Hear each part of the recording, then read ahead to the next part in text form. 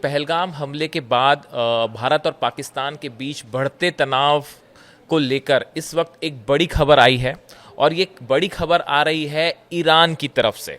देखिए, ईरान ने कहा है कि हम भारत और पाकिस्तान के बीच मध्यस्थता के लिए तैयार हैं।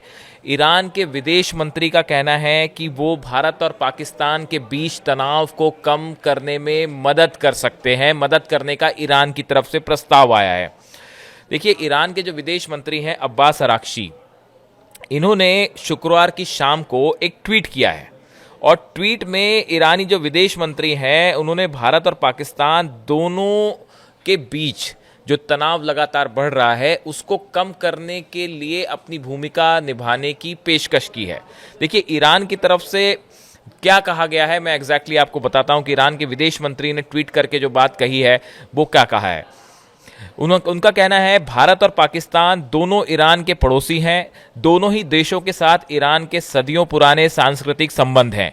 ईरान पड़ोसी होने के नाते दोनों देशों को अपनी प्राथमिकता मानता है। भारत और पाकिस्तान इस वक्त एक मुश्किल वक्त में हैं। ईरान इस मुश्किल समय में दोनों देशों के बीच समझ बढ़ाने के लिए तैयार है। ये ईरान के विदेश मंत्री जो है अब्बास अराक्ची, उन्होंने जो है ये ट्वीट करके इस तरह से एक्स पे जो है वो इस तरह का एक प्रस्ताव भारत और पाकिस्तान के लिए रखा है।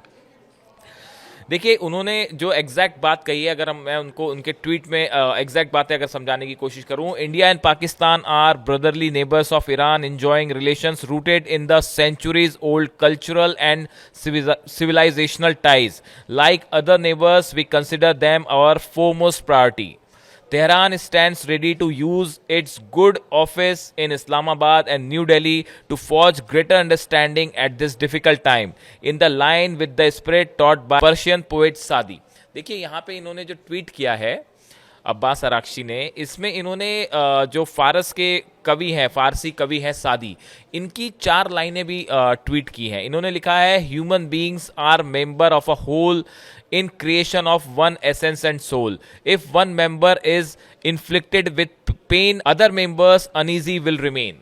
देखिए, ये जो कवि हैं, फारस के कवि जिसका जिक्र अब्बास अराक्ची ने किया है, इसका मतलब जो भाव है वो कुछ इस तरह से है कि दुनिया के सभी इंसान एक ही तरह के हैं।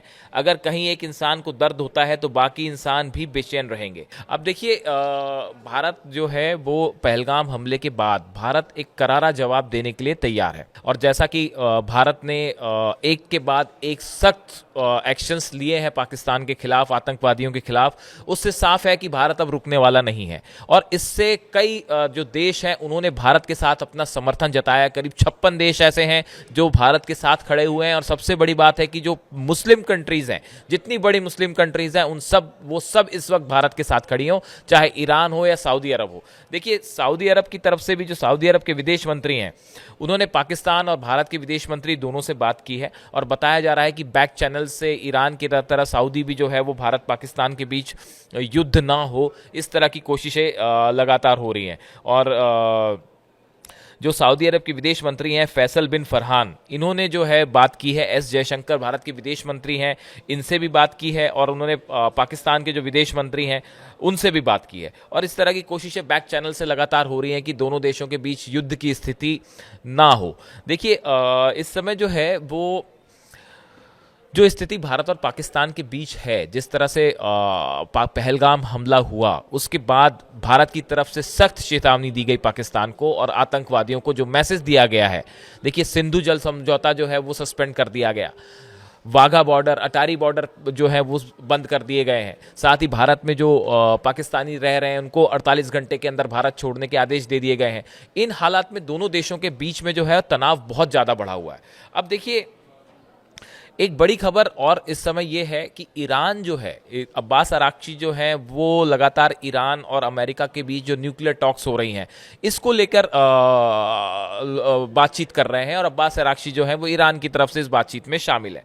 इसी बीच में ईरान की तरफ से ये कोशिशें हो रही हैं कि भारत और पाकिस्तान के बीच जंग जैसे हालात ना बने। कुछ दिनों पहले जो अयातुल्ला अली खामेनी है, इनकी तरफ से एक बयान आया था कि ईरान को एशियाई देशों, खासकर भारत, चीन और रूस के साथ व्यापार बढ़ाना चाहिए और पड़ोसी देशों को प्राथमिकता देनी चाहिए। इस बयान में खास बात ये रही कि खामेनी जो है उन्होंने कहीं भी पाकिस्तान का नाम नहीं लिया। उन्होंने चीन का नाम लिया, रूस का नाम लिया, भारत का नाम लिया, लेकिन कहीं भी पाकिस्तान का नाम नहीं लिया। दूसरी चीज़ आप देखें कि भारत और ईरान के बीच जो है वो संबंध जो है वो तेजी से बेहतर हुए हैं। देखिए, ईरान से और भारत के बीच में एक बड़ा ऑयल जो है वो व्यापार हो रहा था, जो पिछले कुछ दिनों में कम हुआ था। ईरान की कोशिश है कि ये व्यापार जो है पुराने स्तर पे तेजी से बढ़े, बल्कि और आगे बढ़े। तो इसलिए ईरान भारत के साथ संबंध अच्छे करना चाह रहा है। और देखिए, ईरान से भारत को बहुत सारी चीज़ें जो हैं वो भेजी जा रही थी। पहले व्यापार होता जिसमें सूखे मेवे हैं, केमिकल्स हैं और कांच के बर्तन हैं, और भारत से भी काफ़ी बासमती राइस, चाय, कॉफ़ी, इसका काफ़ी निर्यात हो रहा था ईरान को। ईरान ये जो ट्रम्प टैरिफ वाली जो बातें सामने आई, उसके बाद ईरान की ये कोशिश है कि खासकर भारत के साथ अपना व्यापार तेजी से बढ़ाया जाए। तो ईरान की ये कोशिश है कि भारत के साथ बायलैटरल रिलेशंस बढ़े और भारत और पाकिस्तान के बीच जंग की स्थिति ना बने। ऐसी कोशिशें ईरान की तरफ से की जा रही। अब इसका क्या परिणाम होता है ये अभी आने वाले दिनों में पता चलेगा। हालांकि भारत ने ये साफ संदेश दे दिया है कि इस बार आतंक के खिलाफ, आतंकवादियों के खिलाफ निर्णायक कार्रवाई होगी। एक दूसरी चीज और ये है कि देखिए, इस समय पूरे जो मिडिल ईस्ट के हालात हैं, इन हालात में अगर ईरान और अमेरिका के बीच किसी तरह का समझौता हो जाता है और जंग नहीं होती है और न्यूक्लियर डील हो जाती है, तो ये भारत के लिए बहुत फायदेमंद होगा। ईरान और अमेरिका के बीच अगर डील होती है तो ये, क्योंकि देखिए भारत के कई इंटरेस्ट हैं। देखिए, भारत जो है वो अगर अमेरिका और ईरान के बीच शांति कायम हो जाती है या डील हो जाती है, न्यूक्लियर डील हो जाती है, तो ये भारत के लिए बड़ा फायदेमंद होगा दो लिहाज से। पहला, चाबहार पोर्ट जो है, इसको लेके भारत तेजी से आगे बढ़ना चाह रहा है, अपने प्रोजेक्ट को कंप्लीट करके जो है उस पर तेजी से आगे बढ़ना चाह रहा है। दूसरी चीज, ईरान के साथ जो व्यापार है, रिलेशंस है, ऑयल इंपोर्ट वाला मामला है, ये भी बेहतर होने के आसार है अगर अमेरिका और ईरान के बीच में अगर कोई पैक्ट हो जाता है तो। और ये पाकिस्तान के लिए जबरदस्त झटका होगा।